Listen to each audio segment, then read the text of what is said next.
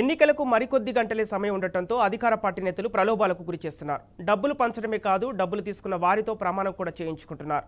ఇక Tirupati town bank chairman Ketham Jayachandra Reddy ఈ చర్యకు పాల్పడ్డారు. ఫ్యాన్ గుర్తుకు ఓటు వేయాలని, మీతో పాటు మీ కుటుంబ సభ్యులతో కూడా వైసీపీకి ఓట్లు వేయించాలని అంటూ ప్రమాణాలు చేయించారు.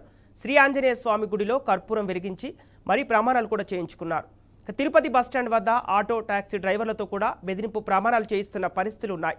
టౌన్ బ్యాంకు చైర్మన్ కేతం జయచంద్రారెడ్డిపై చర్యలు తీసుకోవాలని జనసేన అభ్యర్థి అరణి శ్రీనివాసులు డిమాండ్ చేస్తున్నారు.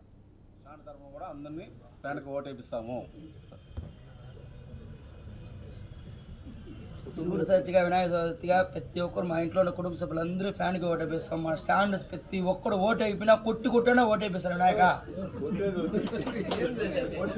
రండి రండి, నెక్స్ట్ ఇంకా ఎవరు రండి రావాలా.